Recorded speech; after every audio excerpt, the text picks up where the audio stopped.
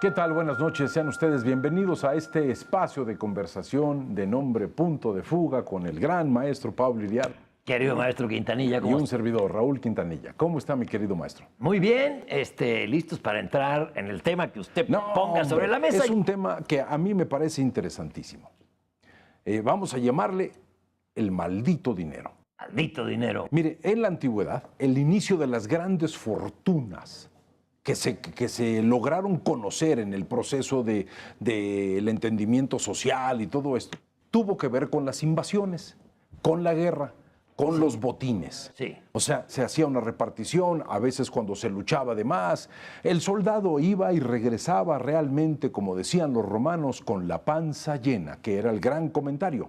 Sí. Por lo tanto, el dinero se relacionaba con invasión, con muerte, con sangre, con dolor. Y el dinero siempre provoca una enorme desconfianza. Sí. En este país, a todo el que tiene dinero, especulan diciendo una historia negra. Y de ahí parte el gran tema que quiero tocar, el tema de la corrupción. Bueno, muchas de las grandes fortunas, no todas, pero sí muchas, en algún lugar hay un punto negro. ¿Sí o no? En algún lugar hay un sinvergüenza. No todas, pero en muchas de las grandes fortunas. El tema histórico, el que usted apunta, los corruptos de ahora no han inventado nada nuevo, profesor. No, maestro, Esto es de verdad. tan antiguo como el hombre, las expansiones, como la política. como la sociedad. Exactamente. Ajá. O sea, sí es un tema cultural. No es un tema de ADN, pero sí es un tema cultural, como lo aprendimos en la facultad. La cultura es la expresión dinámica de la relación de los hombres con la naturaleza y de los hombres entre sí. De la convivencia de los hombres, entre los hombres y de los hombres con la naturaleza. Sí, y que es ese el dinámica, va sentido. cambiando. O sea, y ahí está la corrupción. La corrupción es inherente a la política. Hablamos de la antigua Roma y hablamos Fíjese, del presente. déjeme- Es el aceite que mueve la lucha por el poder. Déjeme Sí, señor. decirle las 4 causas que en Roma imperaban en la corrupción, tomadas de un libro interesantísimo que se llama Corrupta Roma, de un señor de la Universidad de la Cantabria. Fernández Vega. Ese Fernández hombre. Vega. Y el libro es interesantísimo. Y el primer elemento de corrupción, indudablemente, son los botines de guerra, la moneda, pero con un elemento nuevo. Los romanos dicen: malditos griegos, llegaron y nos invadieron con sus excesos por el lujo, la luxuria. Nosotros los romanos éramos modestos, empezamos a querer vivir mejor, con lujo, y a partir de la sensación del lujo empieza la primera causa de corrupción. La segunda causa de corrupción en Roma: las licitaciones. Se instala el Estado, se instalan los empresarios, se empiezan a hacer por primera vez el manejo de las licitaciones y empiezan a querer salir los beneficiados como individuos. Esa es la segunda. Tercera forma de corrupción: las bienes raíces, maestro. Hay demasiado terreno en la península, es momento de apoderarse de todo, empieza un proceso verdaderamente brutal. Y la cuarta causa de corrupción romana: deudas, terrenos, personas. O sea, los que te rentan, los que te prestan, todo este proceso eran las 4 características de esta corrupción romana. Roma cayó no por invasores, sino por la corrupción. Sí. Y estas 4 causas son las mismas de ahora, maestro. Sí, y lo seguirán siendo. Por eso la importancia que tiene la alternancia en el poder para que se vigilen unos a otros. Pero en fin, eso es presente. Usted tocó el tema Grecia. No estaban tan equivocados los romanos. ¿Por qué? Porque la expansión es la que trae prosperidad y dinero. Y por eso teníamos a Diógenes con una lámpara. Los estoicos. Con una lámpara a las 12 del día en el foro ateniense. Diógenes, es de día, ¿qué haces con una lámpara? No, busco un hombre honrado en Atenas. Bueno, y Es la época de la filosofía estoica de los exacto. griegos. Y en el caso romano, Roma se pervierte por la corrupción. Sí, maestro. Permítame contar una... Sí, claro, claro. Ilustra muy bien.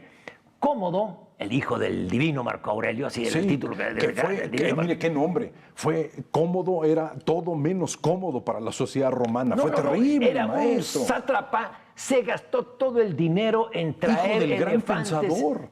Sí, claro, del divino Marco Aurelio. Del divino Marco Aurelio. Pero este muchacho lo tenía todo, saqueó todas las arcas, terrible, y deciden el jefe de la Guardia Pretoriana, Quinto Emilio, vamos a matarlo.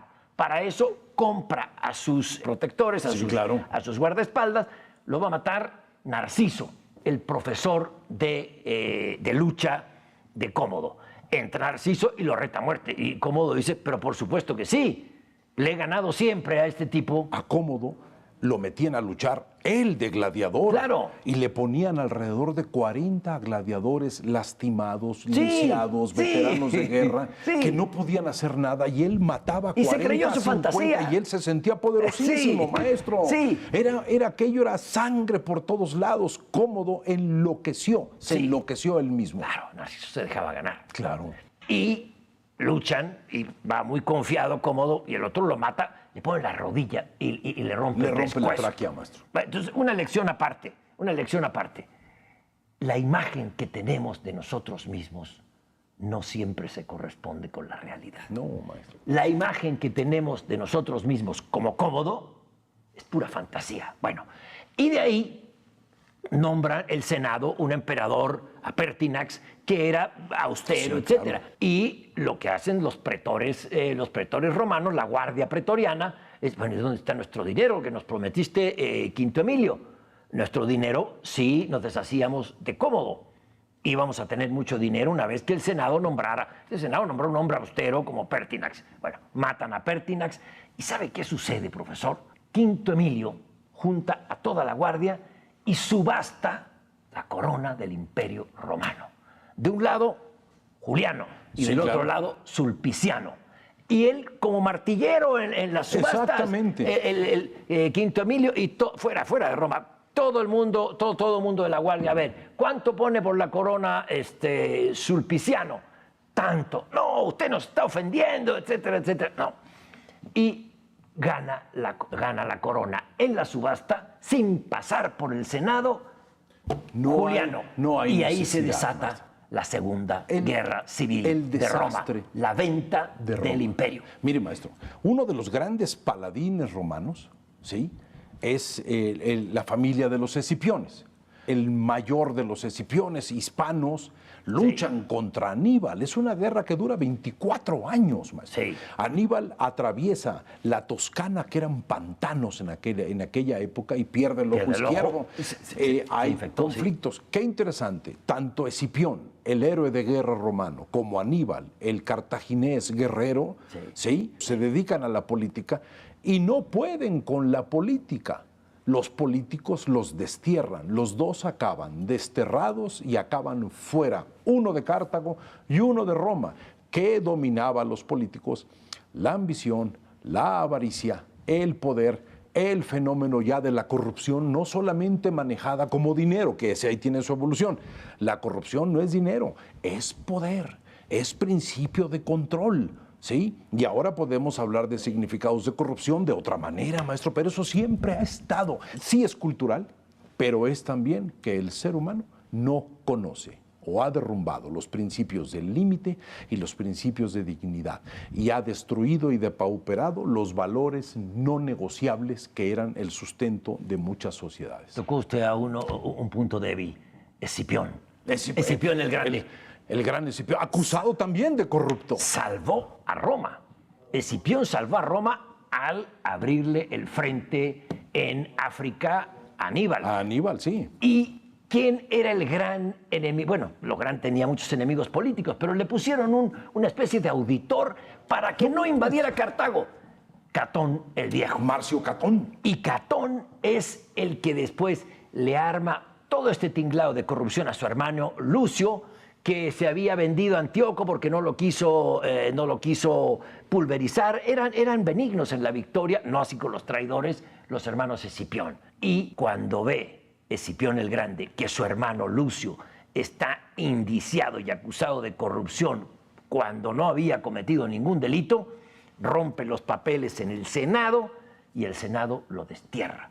El Salvador de Roma murió en el destierro. Sí, maestro. Y murió a la misma edad que en el Aníbal. destierro han muerto muchos producto de que no han podido pasar esta aduana terrible de la política. Peguemos un brinco enorme de muchos siglos, maestro.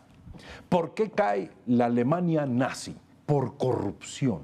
La Alemania nazi se va convirtiendo en ratera, en controladora, empiezan a conflictuarse entre ellos, lucha por el poder.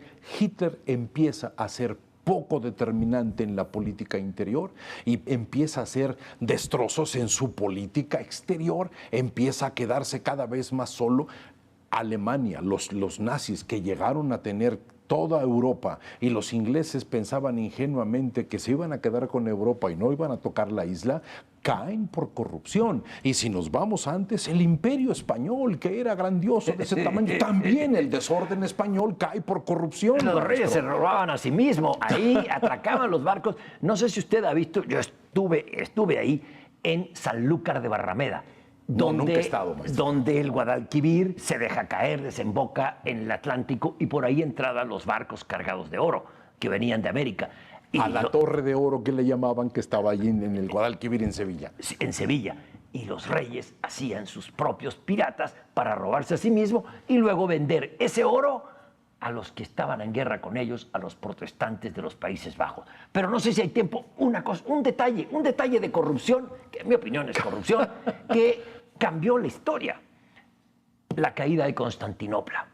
No, la caída, Bizancio. Es el cambio de época. O sea, el único bastión cristiano occidental en Asia cayó, en mi opinión, por un acto de corrupción.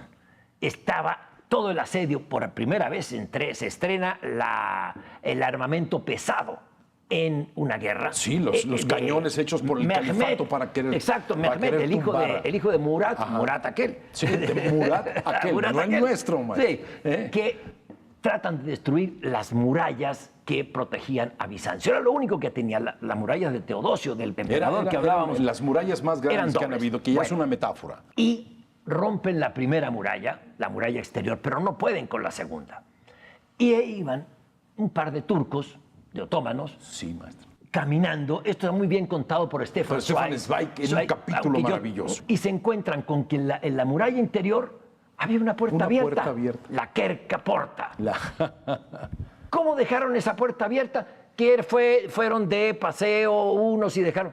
Eso es corrupción. Eso es corrupción. Eso fue corrupción. Y eso, fíjese qué interesante. Siglos de historia se resolvieron por un acto de corrupción. Una simple puerta abierta, y lo demás fue que entran los invasores y la gente adentro, al ver a 4, dicen, estamos invadidos. Y eran 4, maestro, eran muy pocos. Y en ese momento el miedo provocó todo. La corrupción provocó el derrumbe también de los señores feudales italianos, Médicis, Borgias, el control de la península, el manejo del Vaticano. La corrupción ha sido el gran mal inherente a existir. Ahora la corrupción, para mí, ya no está solamente en el hecho de quitar dinero, sino la corrupción está hecho también en el margen de capacidades. Corrupto es aquel que está en un puesto y no tiene la capacidad para cumplirla y a pesar de eso está. Corrupto es aquel que no dice las cosas completas, la verdad a medias. La corrupción se ha transformado de muchas maneras y todo lo justificamos y le llamamos cálculo y maniobra. Vivimos épocas donde los valores negociables se nos vinieron para abajo, maestro. Nadie cree que no es capaz para el puesto en que está, porque tenemos una imagen de nosotros mismos que es fantasía. De nosotros mismos, que también eso es desternillar la realidad. Y esto es uno de los grandes temas actuales. Gritamos sobre corrupción, nos preocupamos sobre corrupción, deberíamos preocuparnos sobre valores no negociables, sobre procesos educativos y saber que todo esto es inherente a una condición humana y lo que tenemos que limpiar es esa condición humana. Maestro, muchísimas gracias. Qué gusto, profesor, qué gusto. Este tema apasionante que Sí. siempre nos falta tiempo. Apastillamos 20 siglos de historia, no 22. Muchísimas gracias, maestro, Usted. y muchas gracias por acompañarnos en este punto de fuga, un espacio de conversación.